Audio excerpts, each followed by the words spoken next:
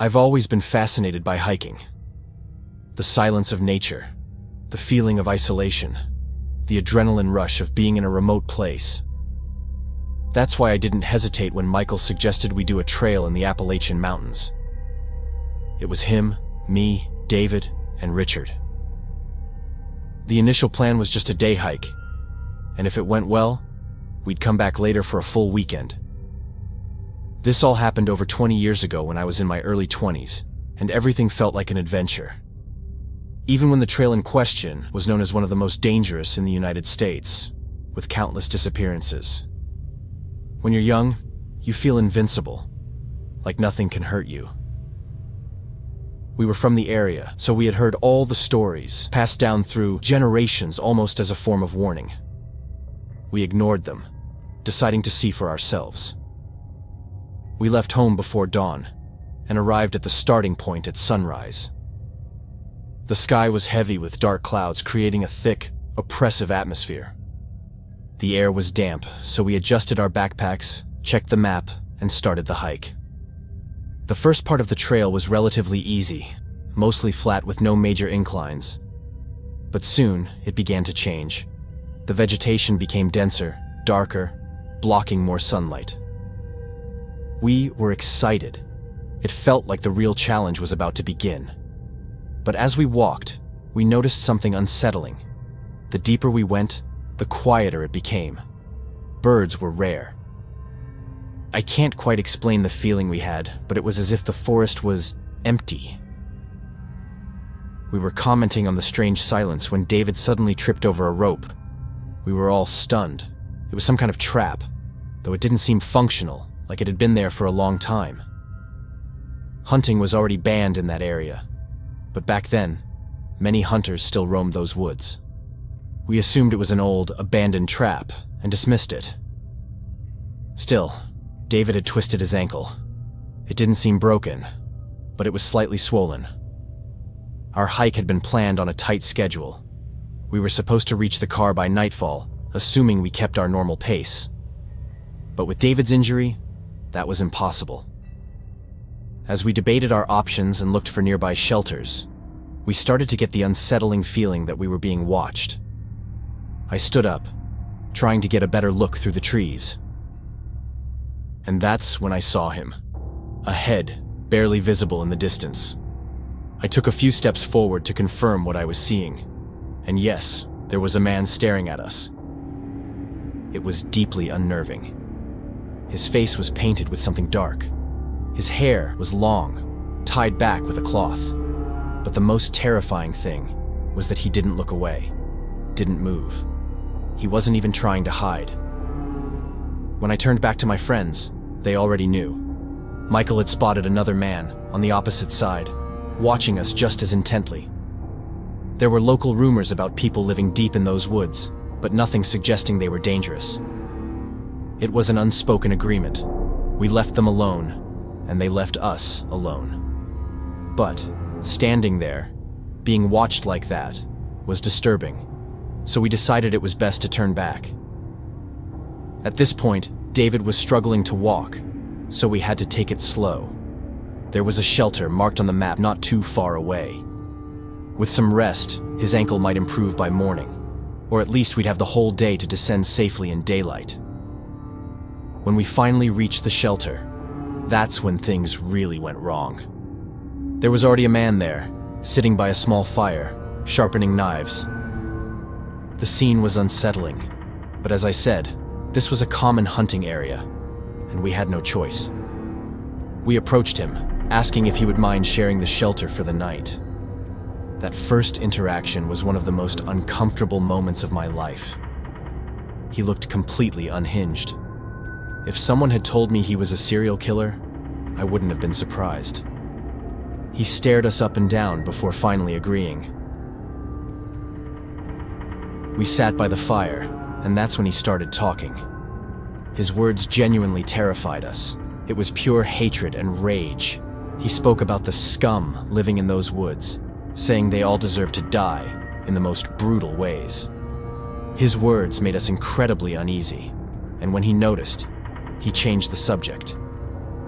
He talked about how his father used to take him hunting in those woods when he was a child, how much he loved it, how he spent long periods there. The more he spoke, the more it felt like he wasn't just talking about hunting animals. I eventually said I was tired and needed to sleep, and the others followed. We considered leaving right then and there, hiking back in the dark, but we also didn't know what those other men wanted. Even by the fire, we had the distinct feeling we were still being watched. We decided to stay but take turns keeping watch over the man. Around 3 a.m., we were jolted awake by a distant explosion. The man immediately stood up, and with the most sinister smile I've ever seen, he told us not to worry. He was finally going to take care of those mongrels. In that moment, I knew for sure. He wasn't hunting animals. He was hunting those people. The realization made me sick. I told my friends we needed to get as far away from him as possible. Everyone agreed, so we grabbed our gear and started making our way back down the trail as fast as David's ankle would allow. Then, in the distance, we heard a woman scream. A blood-curdling, desperate sound. It sent a chill through us, and even now, I can still hear it echoing in my mind. Not even 5 minutes later, we were completely surrounded. A group of people emerged from the trees. They wore little clothing for the cold night.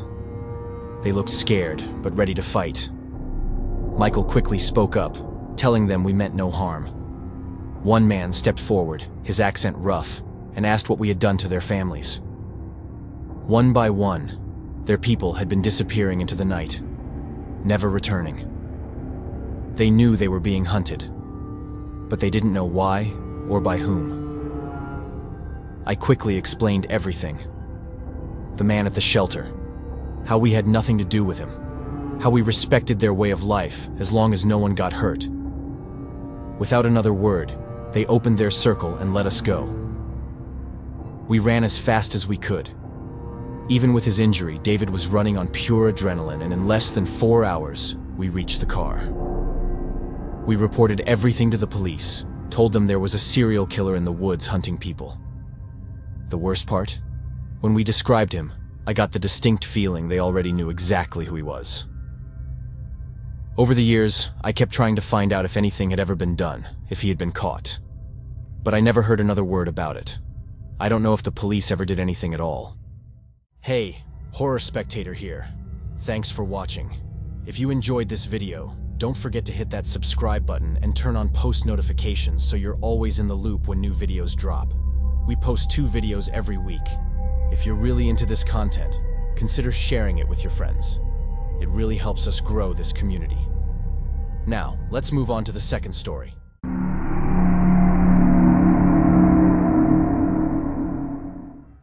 We hit the Pacific Crest Trail every year, just the 2 of us. Hiking has always been our thing, something we could rely on, year after year. The miles, the silence, the rhythm of our boots on the dirt. It felt like home. After so many trips, we knew every part of it like the back of our hands. But this year was different. We were celebrating 15 years of marriage, and we wanted to do something special. Not a fancy dinner, not a big trip overseas, just us, in the wilderness, like always. But instead of the familiar trails of the Pacific Crest Trail, we decided to challenge ourselves with something new. The Appalachian Trail. Different terrain, different climate, different kind of wild. We were experienced, careful, prepared, or at least, we thought we were. This time, we picked a remote section, far from touristy spots. Just pure, untouched forest. The first few days were perfect. Cool air, golden leaves crunching under our boots. The trail twisted through thick woods, breaking occasionally into breathtaking overlooks. We felt at home. Then, we saw them. It was midday when we rounded a bend and spotted 2 people sitting on a fallen log just off the path. A man and a woman, motionless. Something about them was off immediately. They weren't other hikers, not like us. Their clothes were all wrong, dirty, tattered, but deliberate. The woman wore all black, the man all white. Their hair was unkempt, their faces smeared with dirt. And they just watched us. We almost walked past without stopping, pretending not to notice. No nods, no greetings, just silence. I seriously considered acting like they weren't even there. Something about that pair felt off. But my wife, she was alarmed. Her mind went somewhere else entirely. She thought they might be long-lost hikers, people who had been missing for years, and could need help. I made the first move. A simple wave. Nothing. No reaction. Then Anna, always the compassionate one, stepped closer, introduced herself, and asked if they needed anything. Still, nothing. Not a blink, not a twitch. Just vacant, lifeless stares. She tried again, her voice softer this time. But when they didn't respond, I grabbed her arm. "We need to go," I whispered, keeping my eyes on them. We could always tell the police later. Two middle-aged people, motionless, unresponsive, like they weren't even there. But as we moved on, that crawling sensation of being watched stayed with us. Even after they disappeared from sight, something told me they weren't gone. That night, we set up camp deep in the woods, well off the trail. Standard practice for us, less chance of running into anyone. We ate, packed away our food properly, and settled in. The forest was calm, quiet, nothing unusual. Until the morning. I woke up with a strange feeling, but nothing major. I had actually slept well, for once, which is rare for me. I have a hard time falling asleep, and even the tiniest noise usually wakes me up. I stretched, unzipped the tent, and that's when I saw it. Our food bag was gone. At first, we thought a bear had gotten to it. But then we saw the footprints. Human prints, circling our tent. Not one set, but more. Carefully placed, deliberate. They'd been here, watching us sleep. It genuinely scared me that someone had been so close to us, and I hadn't even woken up. Was it just exhaustion from the day? We didn't talk much as we packed up, just quick glances, silent understanding. We needed to move. Fast. We hit the trail at a brutal pace, pushing ourselves harder than usual. But no matter how far we went, the feeling never left. That itch between the shoulder blades, the certainty that we weren't alone. For days we hiked, always pushing forward, always alert. We never saw them again. But every morning, new footprints appeared. Some nights, we'd wake to the sound of twigs snapping just outside the tent. We started sleeping in shifts, knives in hand. But no matter how much we watched, we never caught them in the act. By the fourth night, exhaustion had set in. We found a spot near a rocky outcrop and set up camp. I laid out a perimeter of dry branches, an old trick to hear intruders coming. Maybe it would give us a few seconds warning. I woke up to the sound of one breaking. My eyes snapped open, heart pounding. The fire had burned down to embers, the world around us pitch black. And then, just beyond the soft glow, movement. The woman stood there, dressed in black, blending into the darkness. Her face pale, eyes locked on the tent. Then, she stepped forward. I didn't breathe. I didn't move. Behind her, just out of reach of the dying firelight, I saw the man. He was further back, half hidden by the trees, waiting. That's when the whispering started. It was low, urgent, like voices carried on the wind. But there was no wind, and it wasn't words, not really. Just sounds, murmurs. From them, from the trees, from everywhere. I reached for my knife, my hand shaking. Anna was already awake, sitting up slowly. We didn't speak. We just waited. Then, the whispers stopped. Just like that. No retreating footsteps, no rustling leaves, just gone. We didn't wait for sunrise. We tore down camp in record time, and started hiking before the first light touched the trees. We didn't stop, not for water, not for food, just moving, pushing forward. Then, as the sun climbed higher, we saw them again, far down the trail, barely visible through the shifting light, walking, not rushing, not hiding, just walking, following. I already knew something was seriously wrong. How were they keeping up with us? During the day, they followed behind. At night, they crept into our camp, went through our stuff. When did they even sleep? That's when we saw a third man in the distance, bigger, younger, stronger. I looked at Anna and said, "We need to run."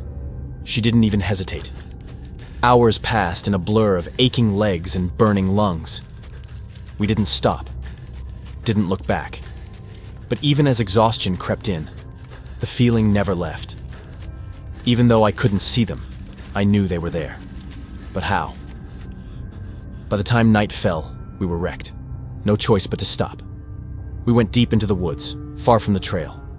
No fire, no food. Just darkness and the crushing weight of silence. I didn't sleep, neither did Anna. We sat there, knives in hand, waiting, listening. Then, a light. A single flashlight beam cut through the trees, sweeping slowly across the forest. Searching. I held my breath. The beam moved closer. Closer. I was about to jump up and start screaming. Maybe that would scare them off. Sometimes, the secret to survival is being even crazier than the other person, really making them afraid. But then, it shut off. Silence. A twig snapped, barely a few feet away. We didn't hear anything else the entire night. It was like they had vanished. In the morning, we set out again. Not running. None of us could manage that, especially after a sleepless night. But we knew we were close. Close to a small town where we could ask for help and, hopefully, get an Uber to take us home. The relief we felt when we finally reached the town was indescribable. We reported everything to the police, but so far, there hasn't been a single development. What scares me the most is how silently they moved through the forest, almost like ghosts. It intrigues me that they never did anything, even when they were so close and we were completely defenseless. I don't have the answers, but I'm just glad we managed to get out of that situation alive.